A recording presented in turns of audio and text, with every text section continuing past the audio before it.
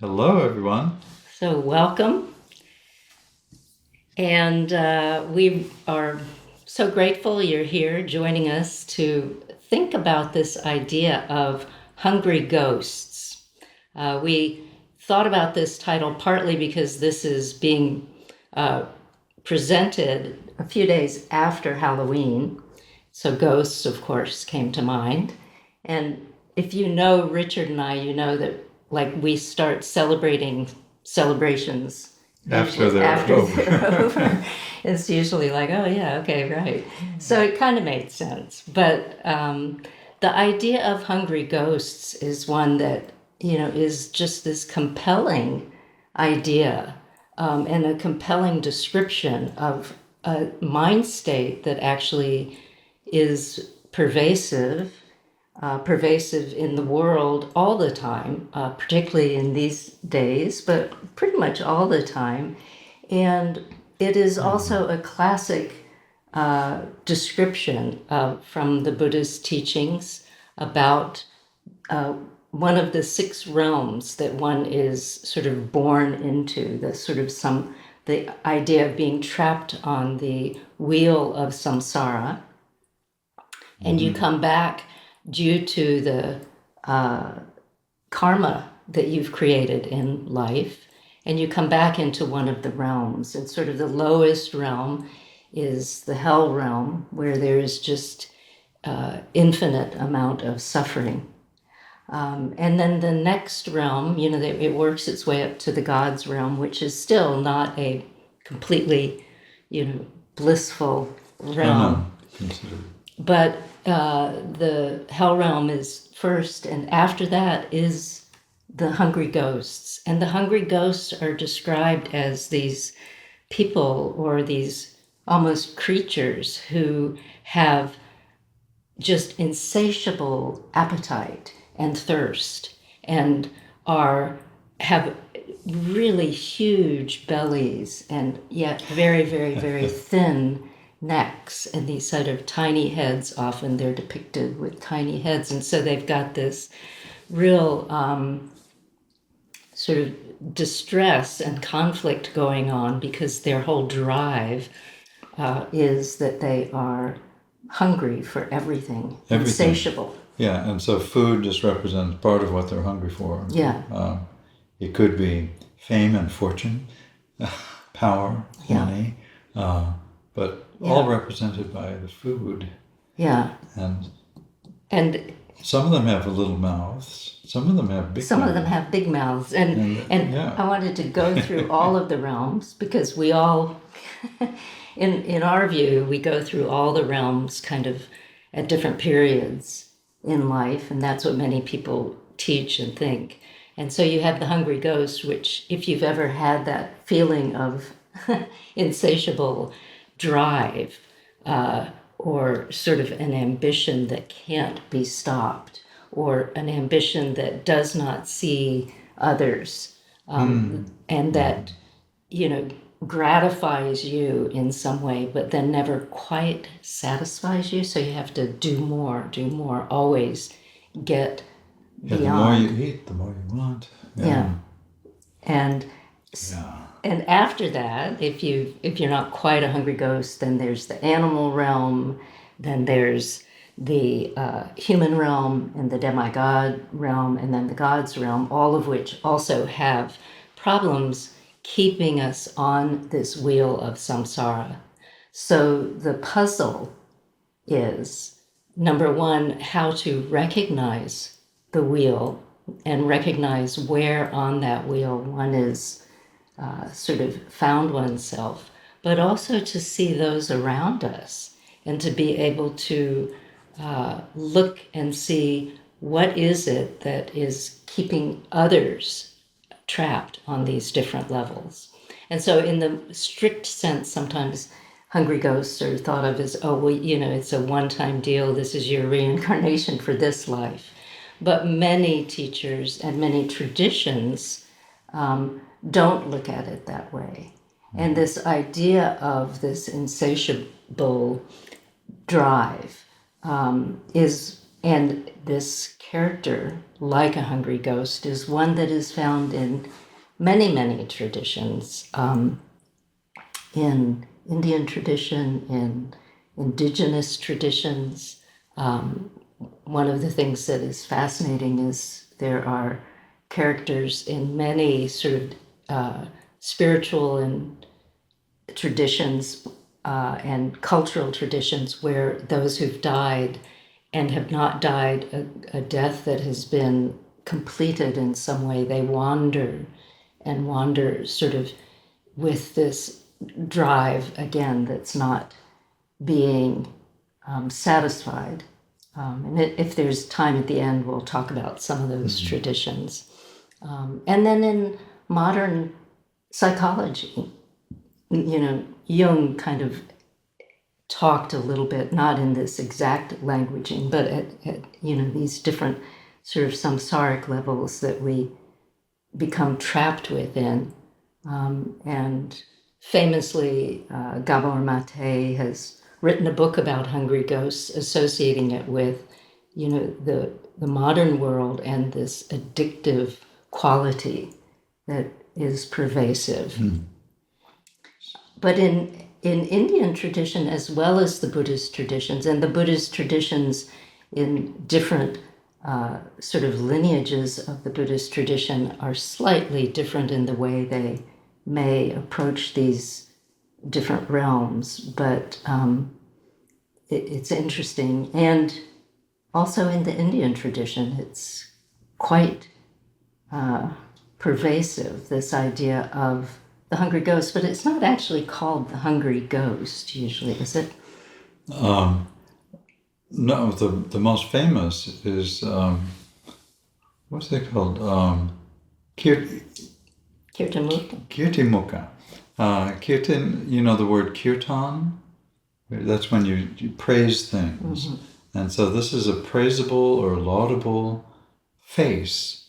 And it's the face of the hungry ghost that has just become, has been eating and eating and eating, but essentially until the point where it's eating itself. And so then when you eat yourself, if you come around to the point where, your lips and stuff, are you going to eat your own lips and then you have to eat your own mouth and you're still like wanting it. And this is kind of an impossible situation, but it's considered to be the entrance. So you'll see these sculptures and paintings of hungry ghosts outside of many, many temples, Buddhist and Hindu temples. And they're usually pretty scary. It's like sometimes it's a kind of a monster face eating another part of itself, which is a lion, but coming to that point of all of a sudden awakening where it goes, can you eat yourself? And then if you're eating yourself, where do you stop? And and so some of them, they actually try to eat the whole universe, which fortunately you got to watch out for them. And so usually they eat their own particular personal universe, rather than the really bad ones be the ones who actually eat, our world.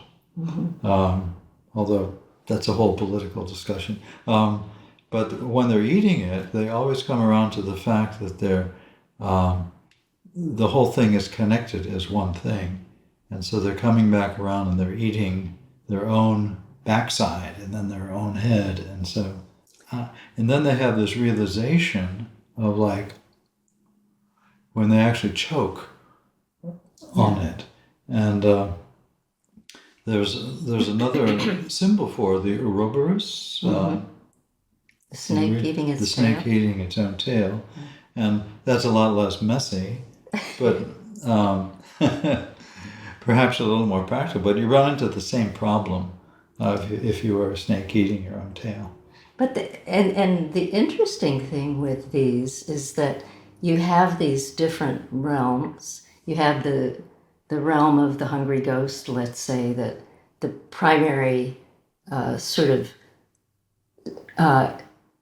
the elements of that keep us from being able to do our practices, the what are often called the six enemies, the elements that like anger and greed and lust, and we've talked about them in other talks that we've done, that each of these realms, and in particular the hungry ghost realm, they have one of those particular six enemies that is at the core of who they are. And those six enemies are the parts of our way we interface with our practice and our world that are really the obstacles that stop us from being able to do the practice in a way that is sort of open and free. And instead, we end up doing our practice in an aggressive manner, or we do our study in an aggressive manner, and that's why the word ambition comes in, is because we are wanting something out of it rather than doing these practices and following these teachings as a way of understanding and as a way of possibly interfacing moments with insight into the nature of things, into reality. And when we get these blockages with the six enemies that manifest in these different forms, and in particular the hungry ghost, which is part of all of us. And it's a part of us that we don't like to confess to. Yeah. But if you've ever experienced anger or extreme greed, even, and we think of it on, I like to think of it on big scales, but sometimes just during the day you're just going to go, and it's over something silly or something that really isn't worth the energy. And so it all, and I hate to take you back, but it all gets back to this difficulty with when there's not this knowledge, and so they call it not knowing, when you don't know what's really going on around you. You mistake something for the formula you have for it. And so I put everything into an idea or a category, and then I'm going to put the entire universe into this category, and I'm getting hungry about it. But then you have to put the category into the category. Okay, and this is called a self-reference paradox, and it's actually kind of a fun thing to think. But that's the idea of eating everything, and then can you eat yourself? And a softer metaphor is just put everything in a bag, like in recycling. I'm going to put everything into a bag. Everything. That means you have to put the bag into the bag. So the bag of all bags has to go into the bag of all bags. And what happens when you do that is it rips open. You get a big mess all over the place. And this is exactly what happens when the hungry ghost starts eating and eating, and then all of a sudden, they choke, and they have this experience of, and it's praised all over India. And so outside of temples, there are all of these, to get into what the temple really is, or what the practice really is, you have to go through this doorway which has a hungry ghost eating it. And it's pretty, some of the art is just beautiful and scary. As you're saying this and I'm watching your mouth, I'm remembering this dream that I had. It came to me this afternoon when we were thinking about this topic, and it's such a strange thing. It's a dream that I had when I was at university, which was many, many, many years ago, and the Vietnam War was going on.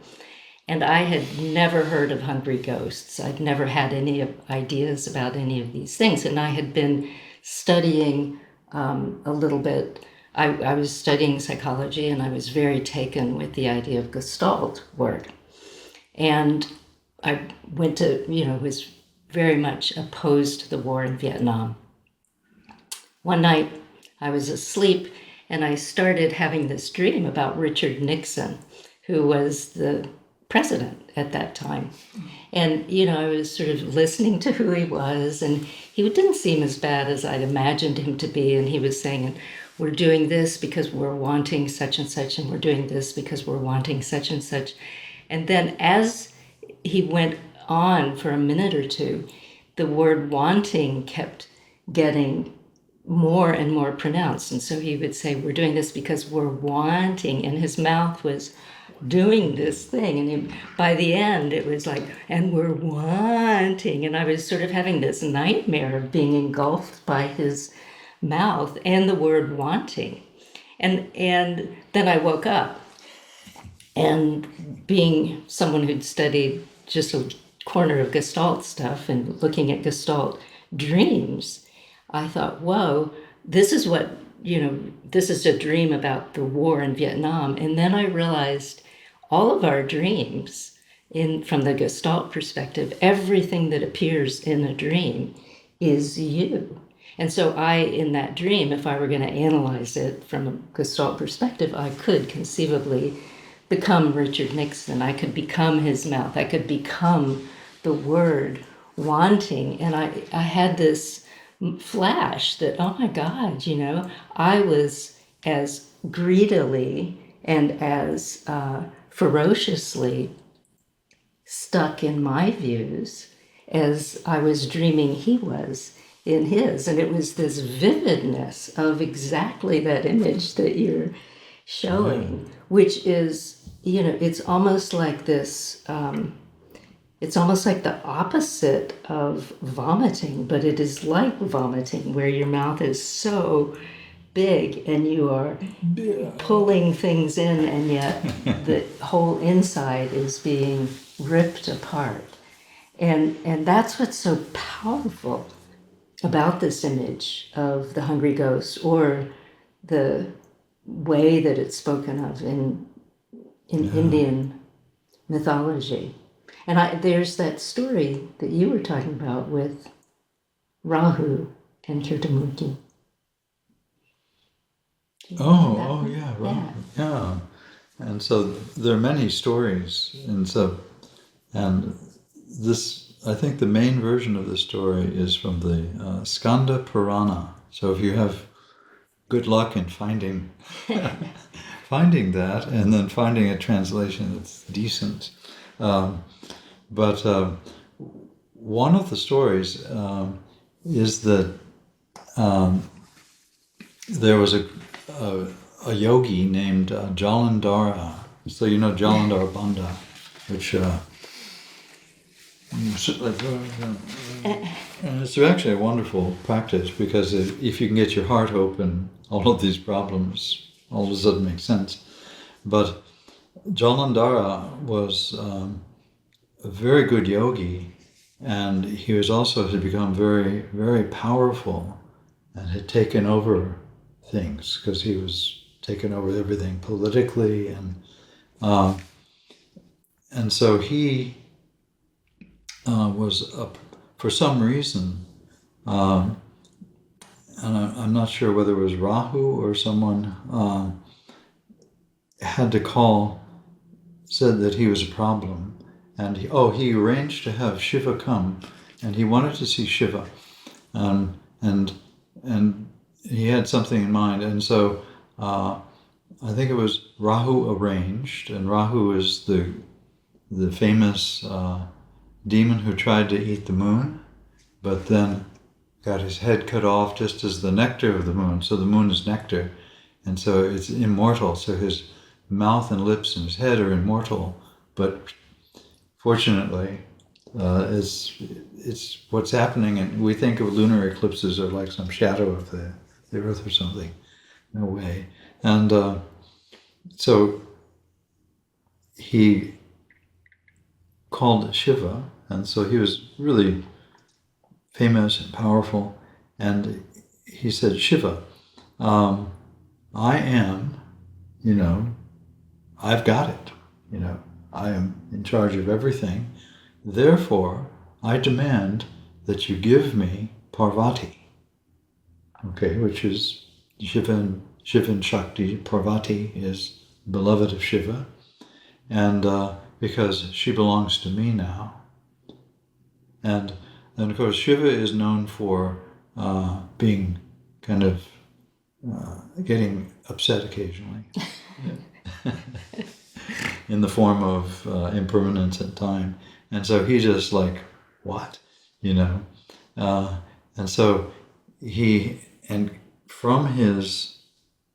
just like probably started making this face of Shiva's anger, and from his third eye, there was this little monster that came out, and that was Kirtimukha came out. And so when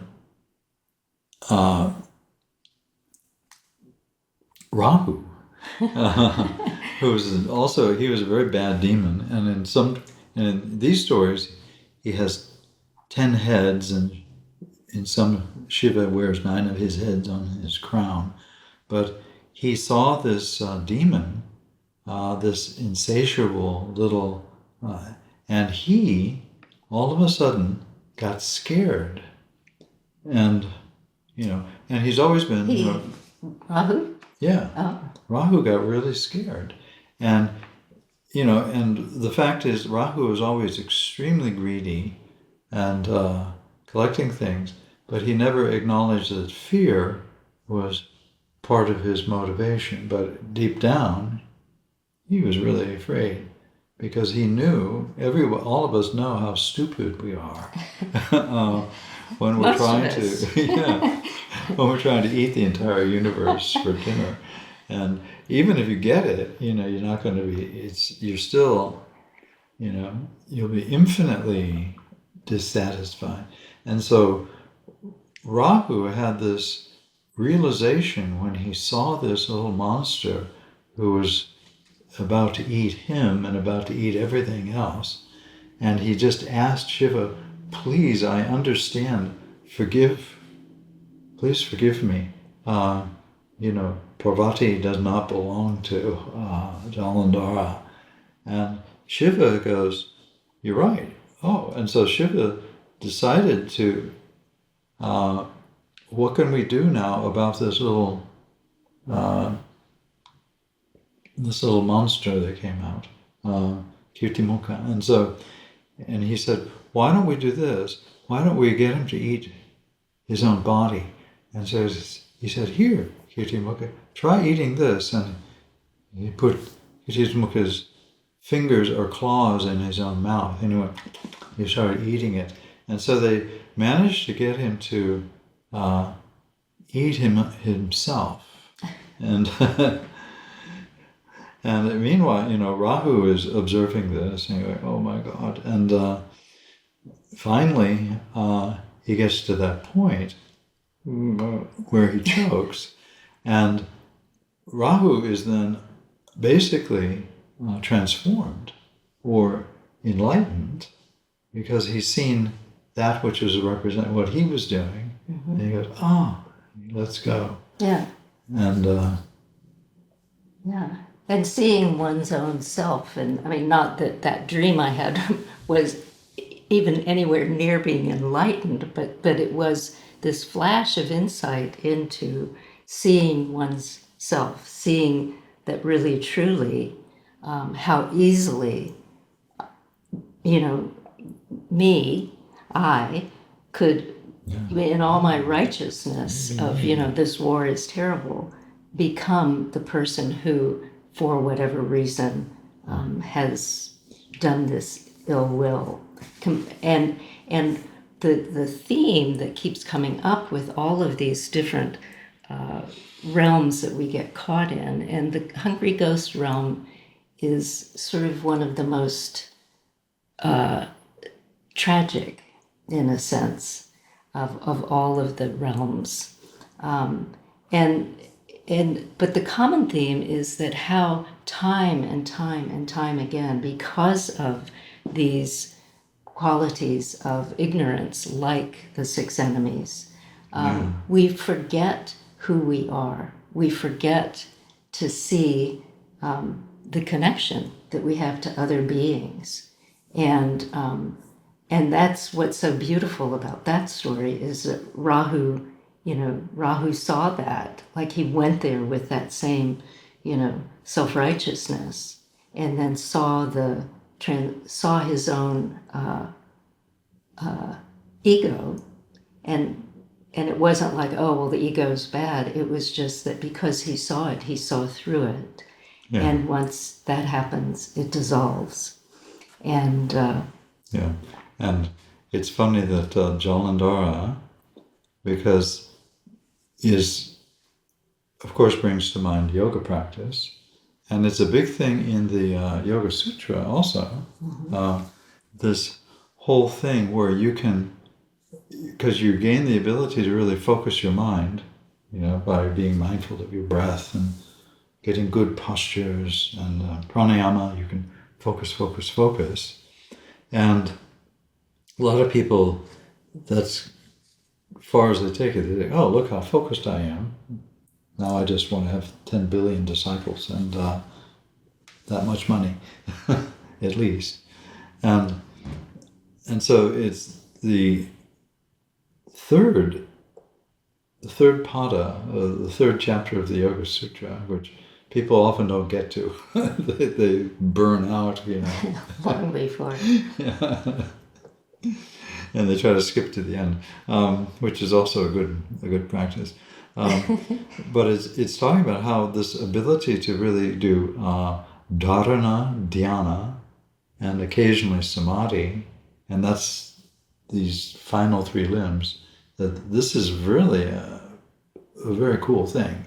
And you can focus on something and wow, and you start to get insight into it, because you start to see, I need to focus on like my cell phone, I need to focus on my architecture, any subject you focus on, and you really almost do it religiously, you all of a sudden get more insight, knowledge about it, about its background. And so you can develop, science evolves this way because of fascination or interest.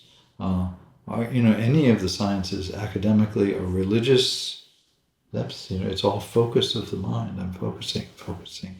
But then we usually, and in the dhyana or the meditation part, you're starting to see the background of things. So you get special knowledge, you get special insight, science, powers, there's all kinds of things.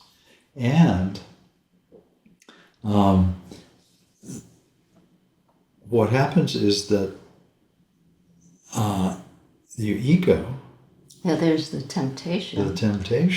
Of, now I have these special powers, so and I can use yoga. I can get siddhis from my yoga.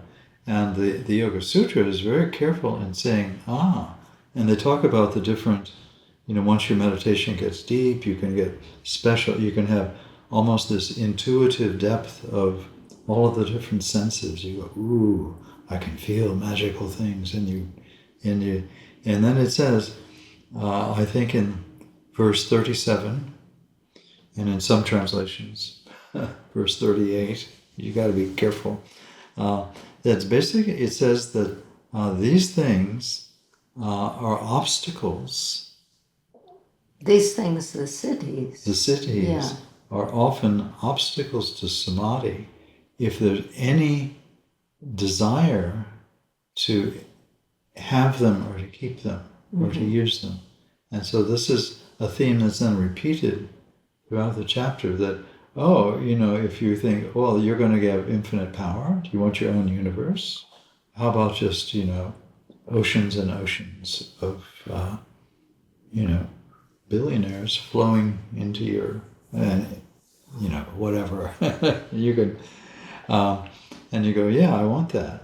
And yogis are tempted. Yeah, yogis are not immune to that. That's true. There are yogis who, they get them on a throne, literally, in front of, like oceans of disciples or only a few, and they just want to, like, I'm the one who got it, me. Again, I like to call it me yoga. And this is considered miserable.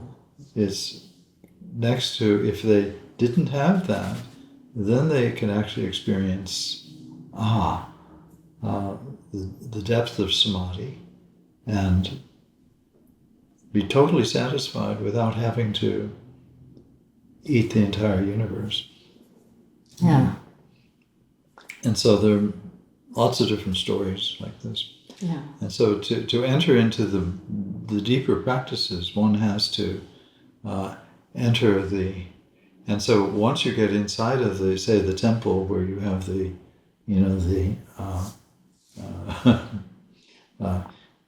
kirtimukhas outside, as you practice on and on and on, and things develop, you might have to go deeper still, and you might have to go deeper and deeper still.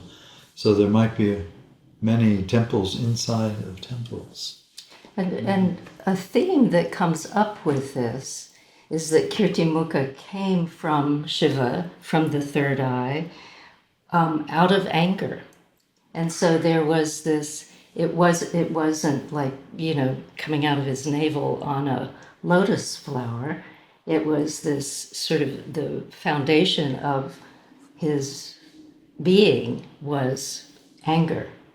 And when there is anger, and remember in the beginning when we're talking about these different realms, the hungry ghost realm and the hell realm in particular, that they are really mind states as much as they are potentially ways that we have been reincarnated and will spend the rest of our lives. So the idea of looking at them as mind states allows us to say, okay, if they're mind states, then there is the possibility for transformation, just as Rahu was transformed.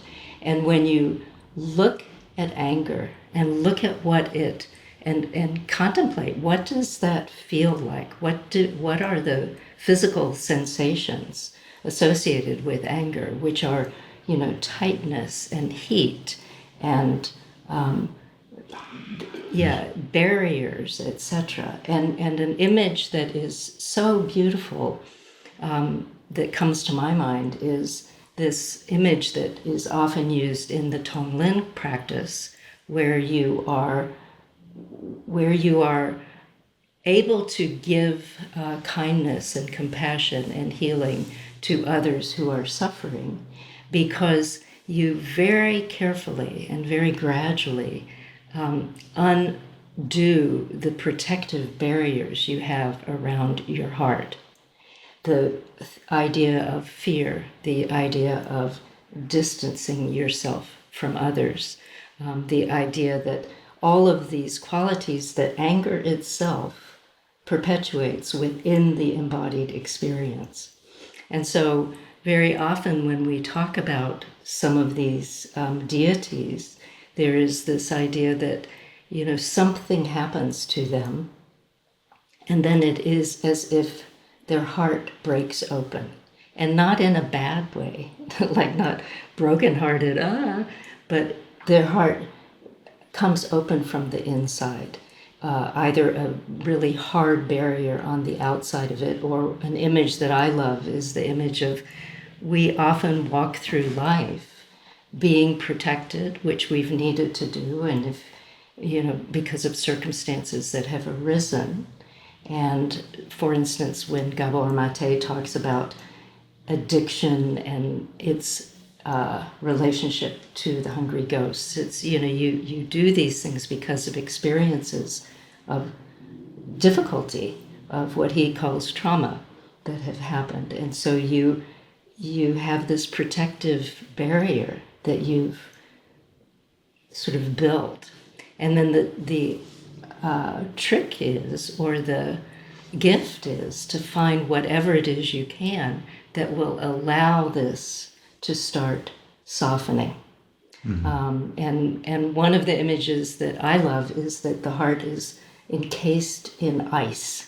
So you're cold-hearted. You hear people, which, if as a hungry ghost, as a hell realm person, and even as a demigod or a human or a god sometimes, there is this feeling of, coldness, where you are completely separate from others, where there is this protection.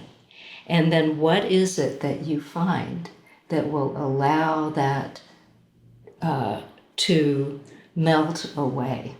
Not in a way where you're chipping the heart open, chipping the ice that's served you well, but what is it that can help that to open? And I talked about the Wendigo, I think is the name of the Cree, the Native American being that's like the hungry ghost that goes around eating everything, cannibalism, etc., etc. And often in the stories of this, what happens is and he has, he's got a heart that's encased in ice. Yeah. And so he's fed boiling liquids, somehow talk into eating something that's boiling, and suddenly this starts to happen. And so the idea of dealing with one's own hungry ghost sort of difficulties that you might have, where you realize, oh God, I am being greedy. I am not seeing my connection to others. And then looking closely at, well, what state is your heart in? Like, are you feeling disconnected? Are you feeling like a metal, sort of encasement around your heart, or a cold, icy encasement? And whatever it is, that's fine. Recognize it. And then what do you do to soften it, to open it up? And sometimes it isn't you that can soften it. That very often has to come from outside, because especially when we get trapped in these realms, and I think of this idea of the hungry ghost who's eating everything, who's ambitious to the point of destruction of their own lives and of the lives of their loved ones and of their, people they run into. It's on this sort of snowball that can't be stopped from within sometimes. Sometimes it can. Yeah, it can't be done as an ego function. No. I'm going to get rid of my ego. Right. Because I'm so great. I'm so great that I'm the most humble being, Yeah, I've heard you say that. Most of the time. And and so that's why it's considered, it isn't, it's pure mercy or pure love that gets rid of it, but it isn't, your ego function. And so it's often considered, I take shelter in the nature of reality, or I take shelter in whatever, and just in the kindness of others. And that's the way. And then there's also hot tea and coffee. Yeah. Yeah, that's But that was better a than more modern solution. boiling liquids. Or if you're not cannibalistic yet, then the hot tea and coffee might do it. Or just imagining, imagining what it is within oneself when you are faced with feelings of greed, or and you admit to yourself, oh my God, that was kind of a greedy thing to do. what is it within the embodied experience that is holding on? Because those attachments to sensation patterns are what can keep us stuck. Yeah. And it's not like, and it's because you're actually ignoring the sensations themselves and just totally defaulting, like short-circuiting into the stories of the sensation patterns. And that's why, the whole practice of pratyahara and is, where you're able to stay with the sensations themselves. You do anu or anu nada, you're flowing with the river of sensation and not going off onto the reflexive stories that are triggered by or associated with those sensations. And so it's a very sensuous, so yoga is actually a very sensuous path. Yeah. Rather than, I hate my senses and I hate the world and I'm going to push. Yeah. And, we wanted to talk a little about the hungry ghosts at this juncture because in the world, there seem to be some hungry ghosts wandering around, some insatiable appetites for power, for fame, fortune, but also just for self-aggrandizement. And that's life. That's the way it is. But,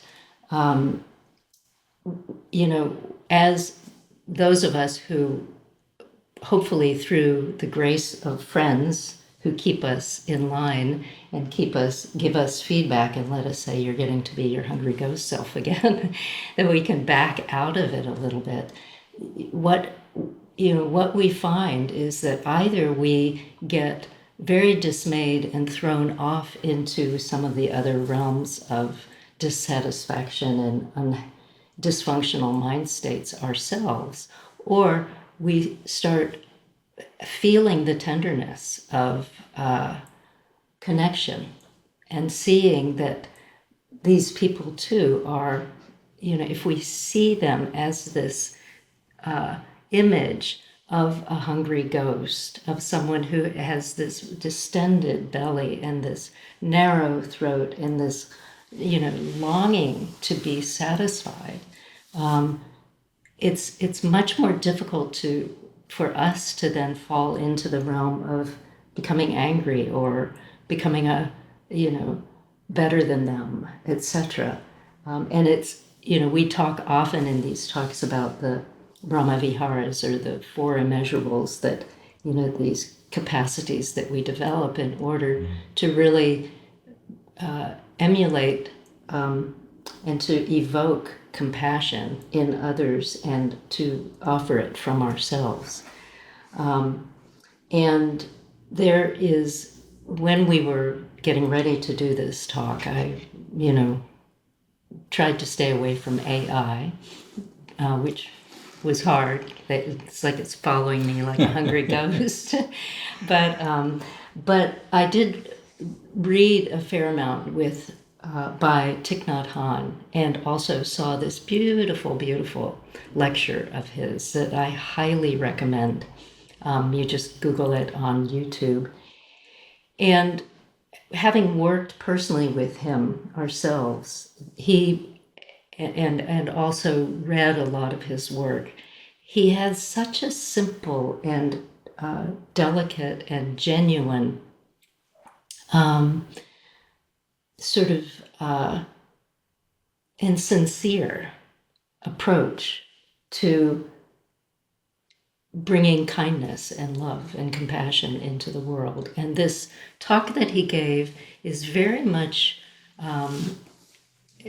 along the lines of looking at what hungry ghosts are. And he talks about, there's so many hungry ghosts when he looks around, and he sees them all the time, and sees more and more in these days. Now, this was many years ago, obviously, but even then he was seeing many hungry ghosts. and pointed out that many of them find their way to spiritual places like Plum Village or like our own yoga studios, because they are wanting something, they know something is not right, and they don't know what it is, and they're in search of that. Mm-hmm. And the point that he made that I thought was so right on was that he sees those people as ones not from past lives who've had some sort of karma that's gotten them there, but people from this life where, due to circumstances growing up, due to circumstances prior to whenever it is he's met them, they have been very, very injured and damaged, not seen, not loved, not given the opportunity to see the transformative power of practicing things like yoga or any religion. And so they are filled with this desire for something that they can't tell what it is. And the element that he said that I think is very powerful is that they are missing is that they can't trust. And so in this day and age, there are many opportunities that are given to us publicly and privately where we are sort of invited not to trust. And that's sometimes important, not to trust everything. But if we become closed-hearted to trusting, that's when this ice sheath or ice barrier starts to close us off from others.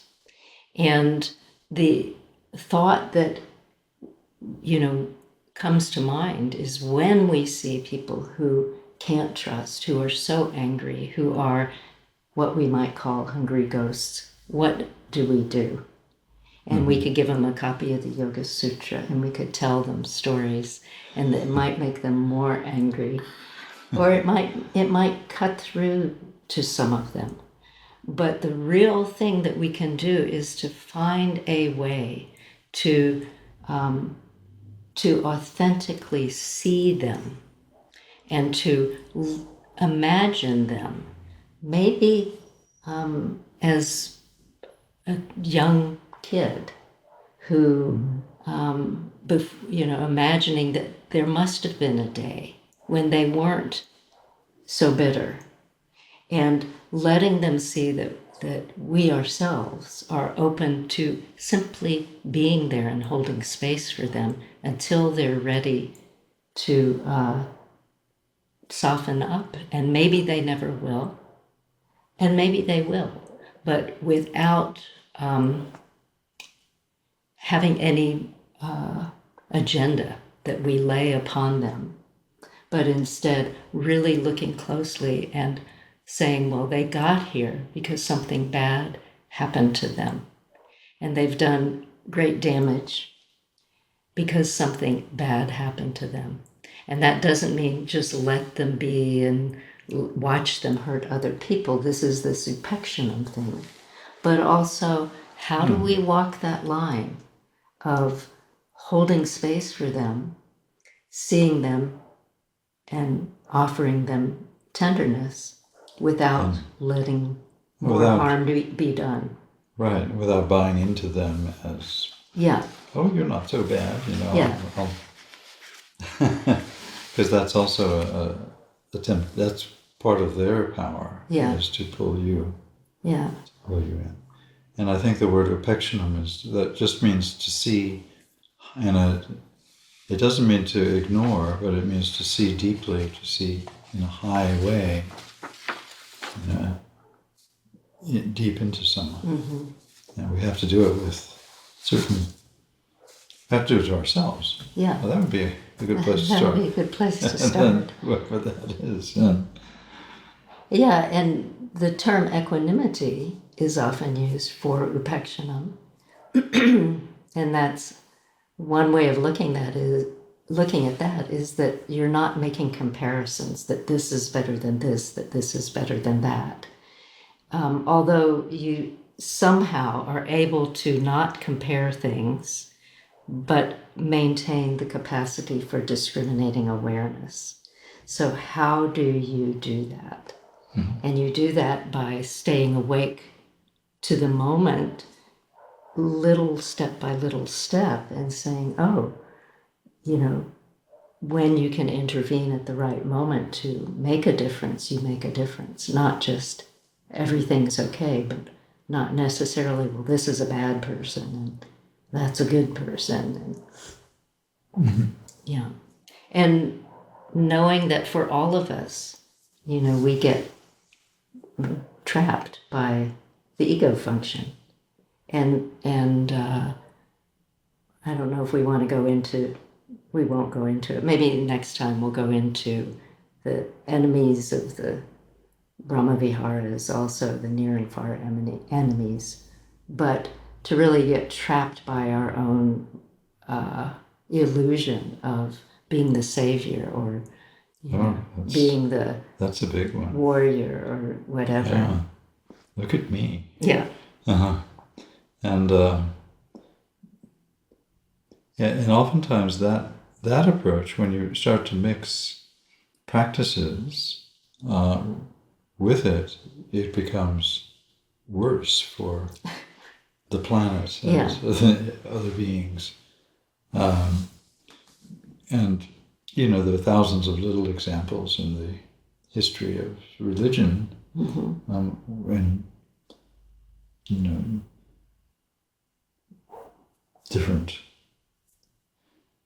civilizations. But it's interesting, the word shraddha is that, which is often translated as trust, and it's faith is often, but it's with this, and it's the ability to actually you don't have to be able to reduce something to a formula. It's just the ability to, just like you would with something you loved.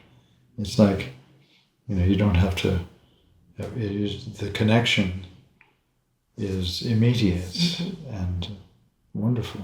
And I think you're more able to trust when your intentions are good, meaning wishing no harm, wishing that there is communication, wishing that there is a reduction of suffering. Oh, yeah. And so when you have that sort of as an underlying intention, then it's quite easy to trust. And the problem that you run into is that not everybody has those intentions. And so therefore, that's where discriminating awareness comes in. You can be very badly or very sort of brutally damaged. But is it worth not trusting in order to avoid the potential for being damaged? Because if you trust another and you have the maturity to use some discernment in how to interface with them and support them, conceivably the damage, if they are not trustworthy, the damage can be shifted and they too see, oh, we're connected. And that's when it's when you don't see you're connected that trust is not possible. Yeah. And so it's like somehow feeling them in your heart, which that's a big one. Yeah. So I wanted to leave one quote at the end, and did you want to do that last verse of the Yoga Sutra? We could close with that. Yeah, we'll close with that. Yeah. So there's a quote that struck me that's very relevant tonight, and it's by Dogen, because we've been talking really about the fact that so many of these aspects of dissatisfaction and being stuck in samsara, and feeling the sense that it is that you're there because of karma from a last time, so you might as well just stick with it rather than try to transform. That so much of that is based on this separation, the basic ignorance that you are separate, and that out of that basic ignorance, how asmita or I amness or ego function solidifies. And Dogen's quote is very telling on that. And it is, if you would be free of greed, first you have to leave egotism behind. The best mental exercise for relinquishing egotism is contemplating impermanence. And so I think that's a very wonderful thing, not to go to someone who's a hungry ghost and say, oh, just contemplate impermanence, because you'll probably get bogged on the head by that person, but for oneself to see when we get trapped in our own ego, when we have the feeling of insatiable ambition or insatiable need, when we have the feeling of dismay because we can't get what we want or we can never be satisfied, that those are ego function, dysfunction. And so in those moments when we have that kind of dysregulation, contemplating impermanence, contemplating, wow, the easy way to see that is things change. I'm going to be hungry again. I'll get a little bit and then I'm not hungry. That's impermanence. I never have what I want, but I have a little bit more this time than I did last time. That's impermanence. And so to contemplate impermanence until we can really see beyond our own grasping and see the nature of reality. Yeah, you're seeing emptiness, impermanence, and that there's, even if you have a definition or an image of something wonderful, that's impermanent too, that's empty. Same thing. Yeah, so what's that final verse? Yoga Sutra. Let's see. We've got to calm down. Right. Oh. Purushartha shunyanam gunanam pratiprasava kaivalyam swarupa prabhava va chitti shakti riti, or chitti shakti. And so purushartha shunya. So the gunas, and the gunas are they're potentially hungry ghosts, they're goons, but the gunas are, tamas, rajas, sattva. This is how the layering of language and elements, forms, they're layered as gunas, and so when all of the gunas become empty of the purpose of trying to be Purusha. Okay. And Purusha is undefinable, by the way. So you have an image of Purusha, that's fine, but the image is composed of the gunas. The ideas, the words, all of language, everything is, and so all of them having, they're empty of that purpose, then they go into, they just kind of, there's this release, which is compared to the Dharma Mega There are clouds and clouds of ideas and dharmas and universes just going fizzing beautifully in open space as a metaphor, and that is kaivalyam. And kaivalya it just means justness or thatness, or people always translate it, but whatever. Kaivalyam, swarupa. What's the next word? Prabhava. Okay, so it is the then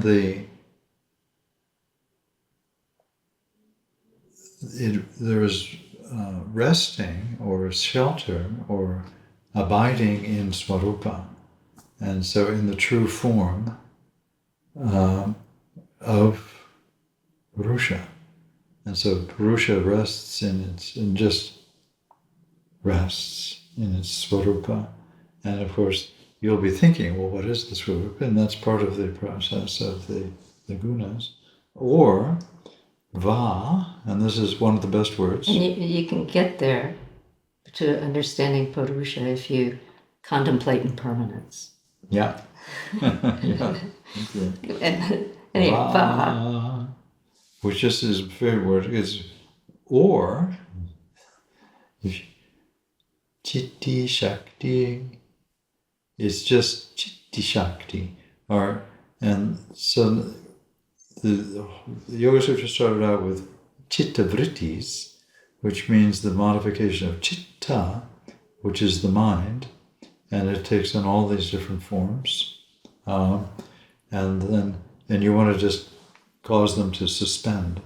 Nirodha, they're suspended in basically awe. But the word chit just means not mind, but it just means pure awareness. Mm-hmm. Not how you define awareness, that's not it, okay? Or it's just pure chit, chitti shakti. But shakti is the energy, which is again the prakriti. And so the two, the Purusha and the Shakti, or the pure chit and the pure Shakti, are just that. And then iti is the final word. That means finished. Which is a lot of these texts. You got to finish them because they've drawn on, and people chant them.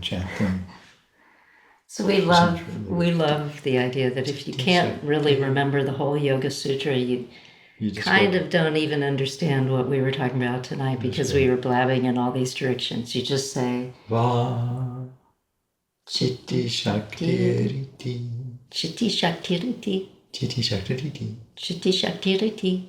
Chitti Shakti. That sums it up. Chitti Shakti.